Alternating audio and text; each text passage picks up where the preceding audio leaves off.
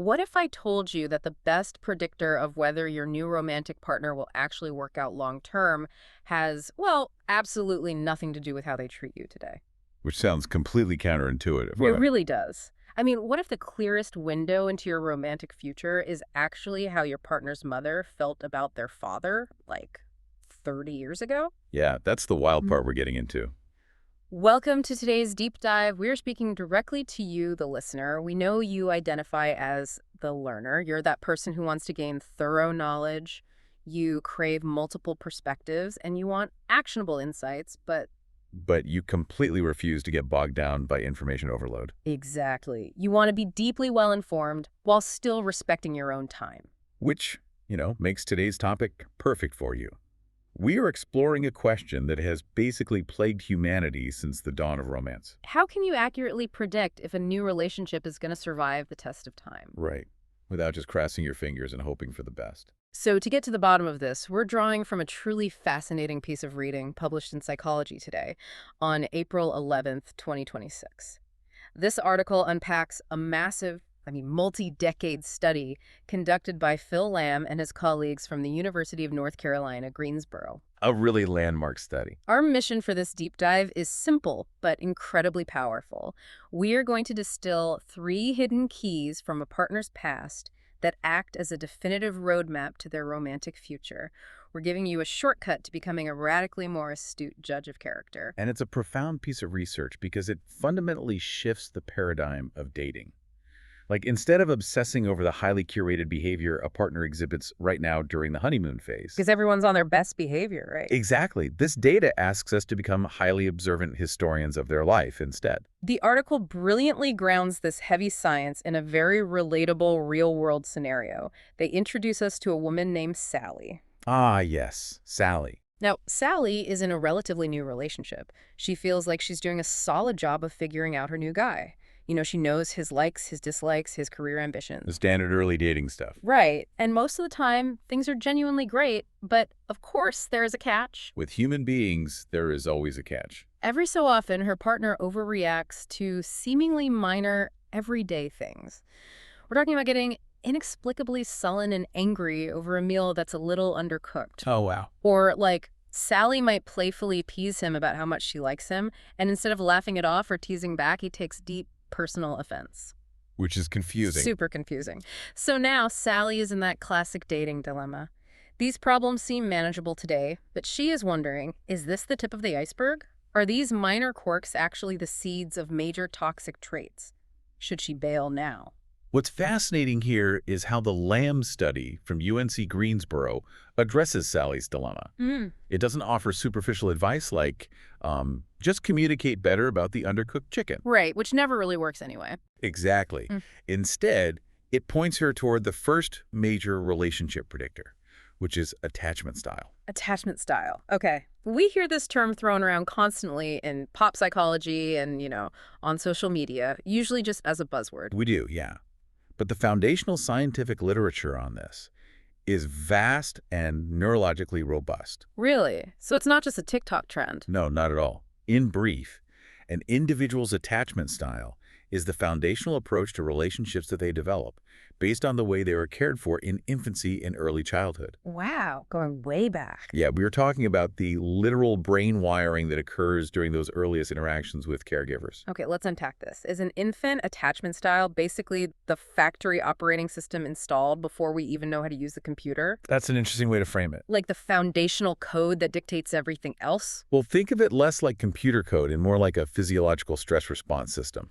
When an infant is distressed, say they're hungry or scared, their cortisol levels spike. Right, they cry. Exactly.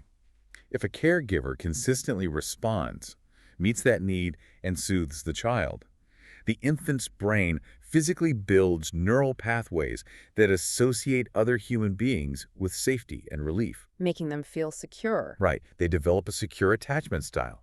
They grow up fundamentally believing that others can be trusted. And what if that care is inconsistent? Then the brain wires itself differently. If cries are ignored or care is unpredictable, the infant learns that stress is a solitary experience and that relying on others is dangerous. Oh, that's heartbreaking. It is. They develop an insecure attachment style. These individuals move through their entire lives with a highly sensitized alarm system. Always waiting for the other shoe to drop. Yes, harboring an underlying, often subconscious fear that they will inevitably be abandoned or neglected by the significant people in their lives. Wait, hold on a second. If our operating system is physically wired into our brains when we are still in diapers, are we just doomed to repeat our infancy forever? Because, I mean, how can a baby's stress response definitively dictate a 30-year-old's dating life? That feels incredibly fatalistic. If you had a tough infancy, are you just marked with a permanent red flag? That is the exact trap a lot of pop psychology falls into, assuming attachment is the life sentence. The Lamb study provides a crucial nuance here. Thank goodness. The researchers explicitly state that you do not spend your entire adult life simply replaying the events of your earliest moments on Earth. Attachment style is merely the starting block. Okay. It dictates your initial vulnerability threshold, but it's not the whole race. Well, yeah, thank goodness, because otherwise dating would literally just be exchanging baby books on the first date and calling it a day. Right. If we aren't just replaying infancy, it raises the question, how do we modify that original factory operating system? Right, how do we update it? According to the study, we take that initial attachment style and we carry it forward into a very specific, high-stakes testing ground. This brings us to the second historical predictor, childhood and adolescent friendships. The rehearsal stage. Exactly. The researchers refer to these friendships as antecedents of adjustment in romantic relationships. As you move from childhood into adolescence, a massive psychological shift occurs. Because you're stepping outside the family home more. Yes. You're no longer solely dependent on the vertical power dynamic with your parents. You start forming horizontal, peer-to-peer relationships. These friendships are critical because they're the very first time you get to choose your family. That makes total sense. You are learning how to share, how to keep a secret, how to navigate a disagreement where you don't have a parent stepping in to referee. And the researchers were highly specific about how they measured this. They didn't just ask if people had friends. They measured friendship quality through factors like companionship, the level of help and guidance exchange. Things like that. Yeah, and a very critical concept called intimate disclosure. Intimate disclosure meaning like how much you actually open up and share the messy, hidden parts of your inner world with this friend. Exactly that. It is the practice of calibrating the risk of rejection. When a 14-year-old tells their best friend a deep insecurity, and that friend doesn't laugh at them. Which is huge at 14. Huge. It physically rewires their vulnerability threshold for adulthood. Crucially, this study also looked closely at conflict, betrayal, and conflict resolution within these peer groups. Wait, I have to jump in here regarding the real-world application of this. Let's look at Sally's guy again. Sure. People change, right? If Sally finds out her partner just naturally lost touch with his high school friends because he moved to a new city for college, are we really supposed to view that as a massive red flag for his future marriage? Oh, no. The study heavily distinguishes between natural life progression and behavioral patterns. Geographic distance or changing career interests are perfectly normal reasons for friendships to fade. Okay, that's a relief. The red flag isn't the absence of old friends. It's the nature of the relational history. The study is looking for a pattern of friendships falling by the wayside due to frequent scorched earth conflict. Ah, I see. Yeah. Or an inability to resolve minor disputes, or a constant feeling of being betrayed over insignificant slights. Because it's not about the friends themselves, it's about the conflict resolution skills they practiced or failed to practice during that rehearsal stage. Exactly. If you burn down every friendship over minor disagreements at age 16, you are highly likely to use that exact same conflict resolution strategy in a marriage at age 30. Wow. Friendships serve as the vital bridge. They are the transitional space between how your parents treated you and how you will eventually treat a spouse.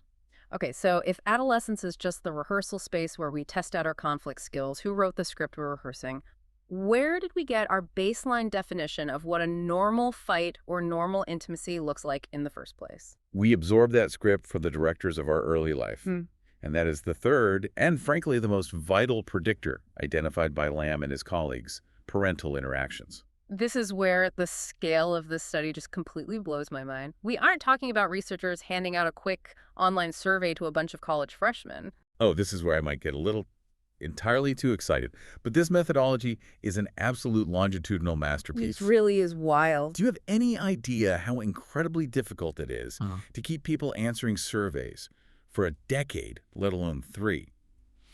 The team tracked 505 participants for a period ranging from 26 to 31 years. Wait, 31 years? Yes. They literally watched these people grow from 6-month-old babies sleeping in cribs into adults negotiating mortgages and navigating marriages. The retention rate alone is staggering. They literally waited 3 decades just to see how these kids' love lives would turn out. What were they measuring when these participants finally hit their late 20s? They assessed their adult romantic relationship adjustment based on 3 main criteria: cohesion, consensus, and the expression of emotions. Okay, so in plain terms. In plain terms, how well do the couple stick together during hard times? Yeah. How well do they negotiate agreements? And how healthily do they share their vulnerable feelings? And to figure out how they developed those 3 traits, the researchers looked way back at the parents. Yes. They had trained observers rating what they called maternal sensitivity from the time the participant was 6 months old all the way up to 15 years old. I want to highlight a really important word there: observers. Not just parents self-reporting on a questionnaire that they were wonderful, flawless caregivers, but actual clinical researchers sitting in the room observing the real-time dynamics. Which changes everything. Right. What exactly were they looking for when these kids were 15-year-old teenagers? They observed mother-participant pairs discussing known, high-tension areas of conflict. Things like breaking curfews or failing to do chore. Oh, the classic teenage battles. Always. Yeah. They rated the mothers on positive traits like validation, active engagement, respect for the teenager's growing autonomy, and warmth. But they also heavily scrutinized negative traits, Like what? specifically looking for behaviors that inhibited relatedness or displayed hostility and devaluation during the conflict. Those sound like very dense academic terms. What does inhibited relatedness actually look like in a living room when a kid misses curfew? It's a clinical way of describing a parent using emotional withdrawal as a weapon. It's not necessarily yelling. Oh, interesting. It might be the mother giving the 15-year-old the cold shoulder and the silent treatment for 3 days after an argument. It teaches the teenager that love and connection are highly conditional and can be instantly withdrawn the second there is a disagreement. That's brutal. And what about the hostility and devaluation part? Hostility and devaluation mean instead of addressing the behavior, like you broke curfew, the parent attacks the child's character, saying things like, you are completely untrustworthy and selfish. Wow. So you are witnessing the very crucible where the child is learning the rules of engagement. If your home life was characterized by conditional love and character assassination during fights, that twisted dynamic becomes your baseline expectation for intimacy. Yes, but the study uncovered something even more profound than just how the parents treated the child directly. There was a massive aha moment buried in the data regarding the parents' relationship with each other. Right. Out of all the thousands of data points collected over 3 decades, the intimacy that mothers reported with their own romantic partners played a uniquely predictive role in their child's future romantic adjustment. The researchers asked the mothers to rate statements like, my spouse or partner listens to me when I need someone to talk to. Those specific private reports of emotional intimacy between the parents were the single strongest indicator of how the child's future love life would turn out 30 years later. Here's where it gets really interesting. If we think about the psychological mechanism there, the child's future is predicted not just by how the mother treats the child, but by how the mother feels treated by her spouse. Precisely. To use an analogy, it's like having the director's commentary track on the relationship script. You aren't just seeing the actors deliver their lines on the screen, you're hearing the exact behind-the-scenes dynamics that built the scene in the first place. The kid is absorbing that hidden frequency of intimacy, or the ambient tension of its absence. That is a phenomenal way to conceptualize it. The authors concluded that adult romantic adjustment fundamentally reflects childhood observations of romantic processes in one's family of origin. Even if the parents tried to hide it. Even if they tried to hide their marital dissatisfaction, even if they never yelled in front of the kids, the child absorbs the reality of that emotional intimacy in the home. They absorb the unspoken cortisol in the room. That is wild. They learn what it actually looks like in practice to be listened to, respected, or completely ignored by a partner. Okay, so the science is incredibly deep. We've got neurobiology, adolescent vulnerability thresholds, and a 31-year roadmap of family tension. But we promised our listener a way to actually use this today. Yes, practical application. Knowing the science is intellectually satisfying, but how does Sally, or anyone listening right now on their commute, actually apply this information on a date? Because we don't have a team of UNC Greensboro researchers following our hinge dates around for 30 years to take notes. Unfortunately, no. We have to become highly observant relationship detectives ourselves. We have to look for the modern-day echoes of these three historical predictors. Okay, so let's walk through it. Let's start with the first predictor, attachment. Sally can't travel back in time to observe her partner in a crib, so what is she looking for? She needs to look at the underlying why of his reactions. When her partner got intensely worked up over a simple, playful joke she made about her feelings for him, the key isn't that he lacks a sense of humor. No, it's about perceived threats to the relationship. An insecurely attached person lives in fear of abandonment. So he perceived her joke as subtle evidence that Sally doesn't really love him and is preparing to leave. That is such a leap. It is, but that completely outsized disproportionate reaction to a minor slight is a classic, textbook echo of an insecure attachment system flashing a red warning light. He's not mad about the joke. His nervous system is terrified he's about to be abandoned. That frames his behavior completely differently. Then for the second predictor, friendships, she needs to do some conversational digging into his past. Right. She needs to figure out why his past friendships ended. Did his pals fall by the wayside because he had a tendency to turn every single disagreement into a war? Exactly. Does he speak about past friends with warmth, taking mutual responsibility for why they drifted apart? Or is his past a graveyard of bitter fallouts where he was always the victim of perceived betrayals? Because he's going to bring that right into the relationship. That trail of evidence will tell her exactly how he is going to handle conflict resolution when the two of them eventually hit a rough patch. Which brings us to the third predictor, the parents. Sally needs to observe his parents if they are in the picture. Are they warm and friendly to each other or constantly at odds? The article even suggested she could chat with his mother about his adolescence. Yeah, asking about the teenage years. Like, how does she handle his autonomy? Or did she use constant threats to take away privileges when he was 15? If we connect this to the bigger picture, the goal here isn't to find a flawless partner who had a perfectly secure attachment, magical friendships, and utopian parents. Right, because that person doesn't exist. That person absolutely does not exist. The goal is to gather vital data to understand their architecture. So what does this all mean? Because practically speaking, I have to jump in here. I get the theory, but in practice, isn't asking your new partner's mom about how she disciplined him at age 15 a bit intense for a casual Saturday afternoon? Hear it a bit? Yeah. Like, pass the salt, Mrs. Smith. And by the way, did you inhibit his relatedness during curfew disputes? I feel like that is a ridiculously fast track to getting dumped. Oh, it absolutely is. You definitely should not conduct a clinical interview over appetizers. You have to be subtle. The point is stealth interviewing. You change the way you listen to the stories they naturally want to tell you. If you are on a third date, you can ask a low-stakes question like, what's the most rebellious thing you did in high school?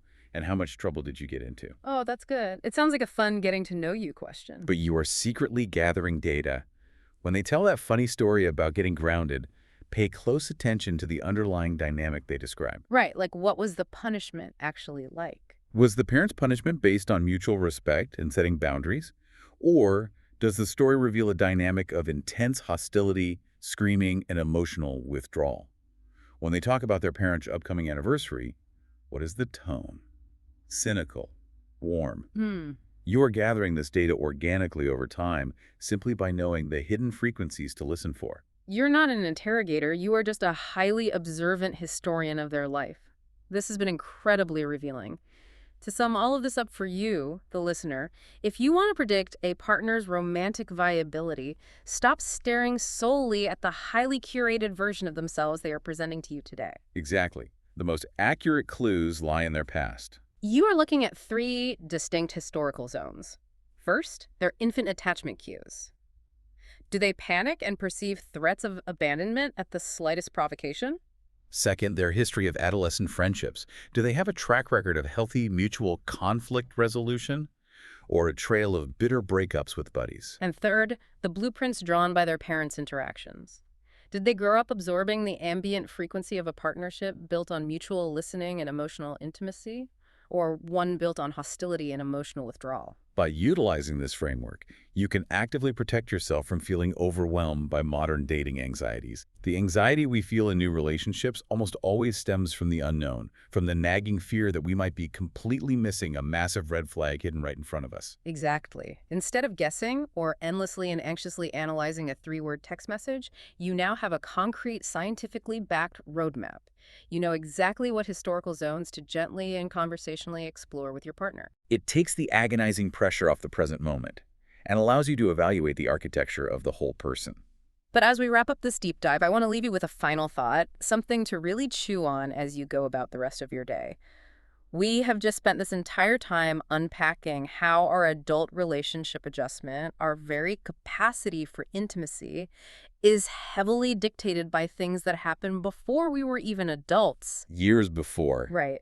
By the hidden emotional intimacy of our parents, by whether we learned to be vulnerable with our middle school friends, by how our cortisol levels were managed when we were literal babies in a crib. It's a lot of programming. It is.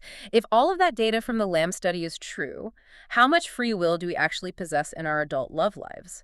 Are we simply running on an inherited biological autopilot, either doomed or blessed by the relationship scripts handed down to us before we could even speak?